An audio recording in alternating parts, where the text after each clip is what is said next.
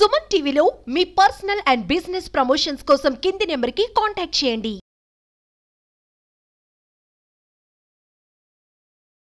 Hi hello viewers, welcome to Suman TV. నేను మీ అమర్నాథ్. ఈరోజు మన ముందున్నారు doctor Anupama Maruvada. Ma'am, welcome to Suman TV. నమస్తే, సుమన్ టీవీ. మ్యామ్, సెక్షువల్ డిజార్డర్స్కి హస్బెండ్ అండ్ వైఫ్ యొక్క స్ట్రెస్ లేదంటే వాళ్ళ బిజీ లైఫే కారణం అంటారా? అంటే దీనికి వేరే కారణాలు ఏమైనా ఉంటాయి మేడం? ఈ sexual disorders are sexual issues and couple అనేది అంత స్ట్రైట్ ఫార్వర్డ్గా దీనివల్లే వస్తుంది అని చెప్పలేమండి. దానికి కొన్ని ఫిజియలాజికల్ రీజన్స్ కూడా ఉండొచ్చు. అయితే ఇప్పుడు స్పెసిఫిక్గా కపుల్ తెలుసుకోవాల్సింది ఏంటంటే, వన్స్ దే ఆర్ మ్యారీడ్, వాళ్ళు కొన్ని విధాలుగా వర్క్ చేసుకోవాలి. ఒకళ్ళతో ఒకళ్ళు సెట్ అవుతున్నారా లేదా సెట్ ఎలా చేసుకోవాలి, ఒకళ్ళతో ఒకళ్ళు ఎలా అడ్జస్ట్ చేసుకుంటారు, ఒకళ్ళనొకళ్ళు ఎలా అర్థం చేసుకుంటారు, వాళ్ళ ఫ్యూచర్ని ఎలా బిల్డ్ చేసుకుంటారు టుగెదర్ అనేది ఇంపార్టెంట్గా వాళ్ళు కన్సిడర్ చేసుకోవాలి. అవి ఏంటి అంటే, ఫస్ట్ ఆఫ్ ఆల్ అసలు వాళ్ళిద్దరి మధ్యలో కమ్యూనికేషన్ బాగా ఉందా లేదా. ఎందుకంటే హస్బెండ్ అండ్ వైఫ్ మధ్యలో మాటలు బాగా ఉండాలి. ఏదైనా ఇష్టం అయితే ఇష్టమైనట్టు చెప్పుకోగలగాలి, ఇష్టం లేకపోతే ఇష్టం లేనట్టు చెప్పుకోగలగాలి, లేదా ఏదైనా జరిగినప్పుడు షేర్ చేసుకోగలగాలి. సో ఒకళ్ళతో ఒకళ్ళు బాగా మాట్లాడుకోగలగాలి. Next is finances. ఇప్పుడు యూజువల్లీ కపుల్ మధ్యలో డిస్టర్బెన్సెస్ కాజ్ అవడానికి మెయిన్ రీజన్ ఇస్ ఫైనాన్సెస్. ఒకళ్ళు ఇద్దరు సంపాదించకపోవడం, లేదా ఒకళ్ళు సంపాదిస్తూ వాళ్ళ ఫ్యామిలీకి ఇచ్చేస్తూ ఉండడం, లేదా మిస్ మేనేజ్మెంట్ ఆఫ్ మనీ, ఇద్దరు సంపాదిస్తున్నా సరే ఎక్కువ ఖర్చుదారితనం. సో ఇట్లాంటివి ఫైనాన్సెస్ వర్క్ చేసుకోవాలి. Next thing is beliefs. మనం వాళ్ళు ఏమి బిలీఫ్స్ తోటి ఉంటున్నాం, what is our belief system. అంటే ఇప్పుడు ఒకళ్ళు ఎవరైనా బీద వాళ్ళు ఉంటే వాళ్ళకి హెల్ప్ చేయాలి అనేది మీ బిలీఫ్ సిస్టమ్ అనుకోండి. రెండో వాళ్ళకి అది శుద్ధ వేస్ట్, అది అసలు మనం చేయకూడదు అని అనిపించింది అనుకోండి, there will be a conflict. అట్లాగే మన వాల్యూ సిస్టమ్ ఎట్లా ఉంది, మీ వాల్యూ సిస్టమ్ ఏంటి, నా వాల్యూ సిస్టమ్ ఏంటి. అట్లా రోల్స్ ఇన్ ఎ మ్యారేజ్ అంటే హస్బెండ్ వైఫ్, ఓకే వైఫ్ అంటే వంట చేయాలి, వైఫ్ అంటే ఇంట్లోనే ఉండాలి, ఇట్లాంటి రోల్స్ కాదండి. ప్రతి ఒక్క కపుల్కి మధ్యలో ఒక యునీక్ రోల్స్ అనేవి ఉంటాయి. So you are good with this, you do this, I am good with this, I will do this. సో ఇవి బాగా ఇద్దరు వర్కౌట్ చేసుకోవాలి. తర్వాత కమ్స్ ద ఫ్యామిలీ. అంటే ఇద్దరు తరఫు ఫ్యామిలీ తోటి ఎక్కడ వాళ్ళు బౌండరీ డ్రా చేస్తారు, లేదు అంటే గనక వాళ్ళని ఎంతవరకు ఎంటర్టైన్ చేస్తారు. సో ఆర్ ఏదైనా డెసిషన్ వచ్చినప్పటికీ వాళ్ళని ఎంత ఇన్వాల్వ్ చేస్తారు. తర్వాత కమ్స్ చిల్డ్రన్. పిల్లలు కావాలా వద్దా, కావాలి అంటే ఎంతమంది పిల్లలు, ఎప్పుడు కావాలి, ఒకవేళ ఇష్యూస్ వస్తే ఏం చెయ్యాలి. సో ఇప్పుడు ఇవన్నీ కూడా కూర్చుని ఓపెన్ గా మాట్లాడుకోకపోతే వీటిల్లో ఎక్కడా కూడా మీకు సింక్రనైజేషన్ కనపడదు. సింక్రనైజేషన్ కనపడినంత మాత్రాన మనం ఎలా అయితే అలా అని అనుకోం, ఎక్స్పెక్టేషన్స్ పెట్టుకుంటాం. This is how it will happen or it may happen అని. అది జరగనప్పుడు disappointments and disturbances in marriage కలుగుతూ ఉంటాయి.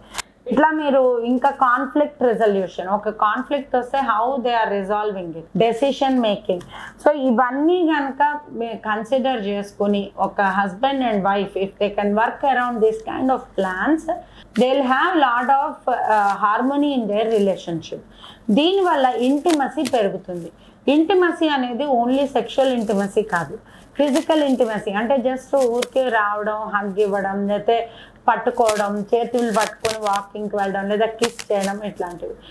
ఈ ఇమోషనల్ ఇంటిమసీ అంటే ఏదైనా వాళ్ళకి ఒక బాధ వేసినా, ఒక ఆనందం వేసినా షేర్ చేసుకోగలగడం. అట్లాగే ఇప్పుడు ఒక వెకేషన్కి వెళ్ళడం, ట్రావెల్ ఇద్దరు కలిపి చేయగలగడం, లేదా గిఫ్ట్లు ఇచ్చుకోవడం ఒకళ్ళకొకళ్ళు, ఒకళ్ళకి నచ్చింది ఇంకొకళ్ళు చేయడం. Of course sexual intimacy also becomes part of one of the intimacies. So కానీ కొన్ని సంవత్సరాల తర్వాత ఒక హస్బెండ్ అండ్ వైఫ్ మధ్యలో మిగిలేది సెక్షువల్ ఇంటిమసీ మాత్రమే కాదు, వాళ్ళ మధ్యలో మిగిలేది ఒక అనుబంధం which comes from the rest of the intimacies that they would have developed when they got married.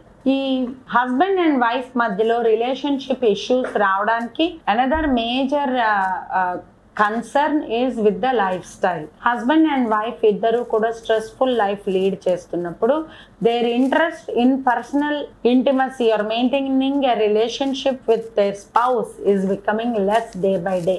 So husband and wife మధ్యలో టైం ఇచ్చుకోకపోవడం వల్ల, వాళ్ళిద్దరూ వాళ్ళకి నచ్చిన పనులు చేయకపోవడం వల్ల కూడా డిస్టెన్స్ పెరిగిపోతూ ఉంటుంది. అండ్ అఫ్ కోర్స్ స్ట్రెస్ వల్ల మన బాడీలో రిలీజ్ అయ్యే hormones are cortisol and adrenaline. వీటి వల్ల మనకి ఒక కంటెంట్మెంట్ కానీ, అచీవ్మెంట్ కానీ, ఆనందం కానీ ఇవేం కలగవు. It only gives us a high or excitement. అది కోపం వల్ల అంటే నెగటివ్ ఇమోషన్ అవ్వచ్చు, పాజిటివ్ ఇమోషన్ అవ్వచ్చు, ఏది కూడా బ్యాలెన్స్డ్గా ఉండదు. సో దానివల్ల రిలేషన్షిప్స్లో చాలా ఎఫెక్ట్స్ కనబడుతూ ఉంటాయి.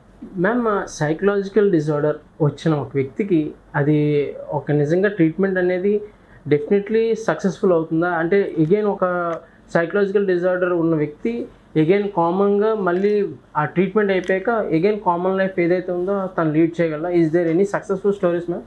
తప్పకుండా అండి.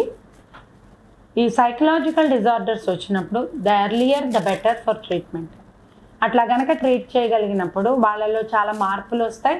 And usually cognitive behaviour therapy focus ఎప్పుడు కూడా going deep into their thoughts and changing their thought process. కాబట్టి ఒకసారి ఆ థాట్ ప్రాసెస్ అనేది చేంజ్ అయ్యి వాళ్ళు కరెక్ట్గా ఫోకస్ చేసుకోగలిగినప్పుడు వాళ్ళకి పాజిటివ్ థింకింగ్ అనే దాని మీద ఎక్కువగా ప్రాక్టీస్ నడుస్తుంది. కాబట్టి అలా మెయింటైన్ చేసుకునే అవకాశం చాలా ఉంది. ఇప్పుడు at CBT2 we never faced any failures with any children or adults. అయితే what is definition of a failure అంటే ఇంప్రూవ్మెంట్ అనేది లేకుండా స్టాగ్నేట్ అయిపోయి ఇంకా వీళ్ళు హోప్లెస్ అయిపోయారు అనే కండిషన్లో ఎప్పుడు ఎవరు వెళ్ళరు CBT2 నుంచి. అయితే దీనికి హార్డ్ వర్క్ అనేది కావాలి, ఇంటెన్సిఫైడ్ థెరపీస్ అనేవి కావాలి. So at CBT2 what we did is ఒక ఇనీషియల్, ఇప్పుడు చిన్నపిల్లల ట్రీట్మెంట్ ఇవ్వాలి ఆటిజం ఆర్ ADHD లాంటి వాటికంటే parents are trained completely to address the child just in case there is no therapist available, so that they can continue the treatment even if the therapist quits. అంతలాగా వాళ్ళని train చేస్తాం. So that they are very integral part of our treatment. So దీనివల్ల ఏమవుతుంది, మనం చేసే therapy 2 hours 3 hours ఉన్నా సరే ఈ పేరెంట్స్ ఇంట్లో కూడా చేస్తూ ఉంటారు. సో దానివల్ల వాళ్ళకి ఇంటెన్సిఫైడ్ థెరపీ అనేది దొరుకుతుంది. సో దాని నుంచి వచ్చే మార్పులు లాంగ్ టర్మ్లో ఉంటాయి. రెండోది, ఇప్పుడు ఒక అడల్ట్ కేసు వస్తే వాళ్ళనే ట్రైన్ చేస్తాం. So these are all the things you are going through and this is what you need to work on. So ఇది చేస్తున్నప్పుడు ఏంటంటే వాళ్ళకి ఒక్కొక్క రోజు గడుస్తున్న కొద్దీ they know what they are actually doing. So okay, ఇది చెప్పారు కాబట్టి ఇది నేను చేస్తున్నాను, నాకు ఇంకా ఇంత ఉంది అచీవ్ చేయడానికి. So that gives them a guidance. So ఎప్పుడైతే వాళ్ళకి అన్నీ తెలుస్తాయో అప్పుడు ఎక్కువ ఎఫర్ట్ పెట్టి సాధించడానికి ప్రయత్నిస్తారు అండ్ అప్రిషియేట్ చేసుకోవడానికి ప్రయత్నిస్తారు. సో ఎప్పుడైతే మనం ఆటోమేటిక్ థింకింగ్ నుంచి మైండ్ఫుల్ థింకింగ్లోకి మారుతామో ఎప్పుడు కూడా ఒక సిచ్యువేషన్, ఇప్పుడు ఈ సిచ్యువేషన్లో నేను ఏం చేయాలి అని ఆలోచించడం మొదలు పెడతారు. ఈ కైండ్ ఆఫ్ థింకింగ్ వల్ల మనకి ఎప్పుడూ కూడా పాజిటివ్ వైబ్సే కనబడతాయి. Another thing that I would suggest to all parents or to people is you have to maintain a connection with people, establish communication, so cooperation comes automatically. So ivi simple techniques that you can establish. And next thing is let go attitude. And is it worth it? Do I need to react to this? How important is this? ఇవి జనరల్గా ఎవరైనా సరే practice చేసుకుని వాళ్ళలో వాళ్ళు inculcate చేసుకోవచ్చు. ఈ let go attitude అది ఉన్నప్పుడు మనం చాలా సందర్భాల్లో అసలు సైకలాజికల్ ఇష్యూస్ చూడం. అంటే పట్టించుకొని వాళ్ళకి ఇంకేమిటి ఉంటుంది, వాళ్ళ మీద ఏమీ ఎఫెక్ట్ ఉండదు. So they will be good. So we have to practice these kind of techniques. కొన్ని ఇష్యూస్ ఇంట్లో మీరు హ్యాండిల్ చేయలేనప్పుడు never hesitate to reach out to a professional దగ్గరికి వెళ్ళడం అనేది చాలా ఇంపార్టెంట్ అండి. ఏదైనా ఒక ఇష్యూ మీకు 6 నెలల కన్నా ఎక్కువగా బాధ పెడుతూ ఉంటే తప్పకుండా మీరు ప్రొఫెషనల్ దగ్గరికి వెళ్ళాలి అని అర్థం. కొన్ని ఇప్పుడు కోపం, విపరీతమైన అగ్రెషన్స్ అవి కనపడినప్పుడు 3 నెలలు కంటిన్యూస్ మీరు కనుక అబ్జర్వ్ చేసేది హ్యాండిల్ చేయలేము అని అనిపించినప్పుడు మీరు తప్పకుండా ప్రొఫెషనల్ దగ్గరికి వెళ్ళాలి. వీటిలో సక్సెస్ అనేది తప్పకుండా వస్తుంది if you keep working on it. ఎందుకంటే individual will be involved, parents will be involved or family will be involved. So అందరూ కలిపి చేస్తున్నప్పుడు సక్సెస్ అనేది కనబడుతుంది.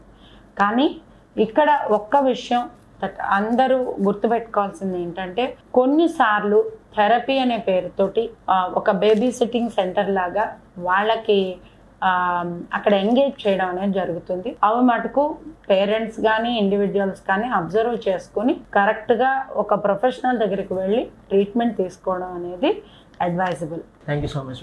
థ్యాంక్ యూ అండి. మీకు మీ సుమన్ టీవీ ప్రేక్షకులందరికీ థ్యాంక్ యూ.